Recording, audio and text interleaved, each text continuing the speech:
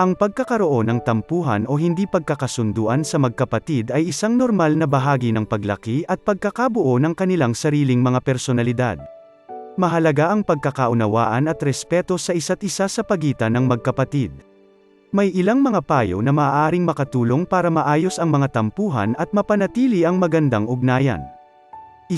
Magsalita ng malumanay, malinaw at may pagmamahal. Kapag may mga tampuhan, mahalagang magsalita ng malumanay at may pagmamahal.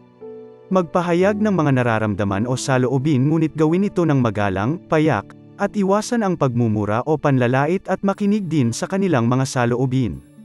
2. Magsabi ng sorry at magpatawad. Kapag nagkakamali tayo o nagiging sanhi ng tampuhan, mahalagang magpakumbaba at humingi ng tawad. Sa kabilang banda, dapat din tayong handang magpatawad at tanggapin ang paghingi ng tawad ng ating kapatid. 3. Maging bukas sa pakikinig at pag-unawa. Importante na maging bukas ang mga magkapatid sa pakikinig at pag-unawa sa isa't isa. Maglaan ng oras para makinig sa mga saloobin at karanasan ng bawat isa upang maiintindihan ang mga pinagdadaanan nila. 4. Iwasan ang pagbibintang. Sa mga tampuhan, madalas na nagkakaroon ng mga salita o aksyon na nagbibintang sa isa't isa. Mahalagang iwasan ang pagbibintang at magbigay ng pagkakataon sa kapatid na maipaliwanag ang kanyang sarili. 5. Maghanap ng mga paraan para magkabati. Sa halip na magpatuloy ang tampuhan, maghanap ng mga paraan para magkabati.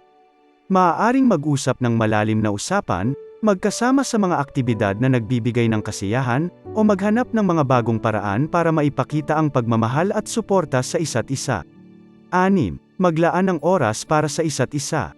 Ang pagkakaroon ng oras na nakalaan para sa isa't isa ay mahalaga sa pagpapanatili ng magandang ugnayan ng magkapatid.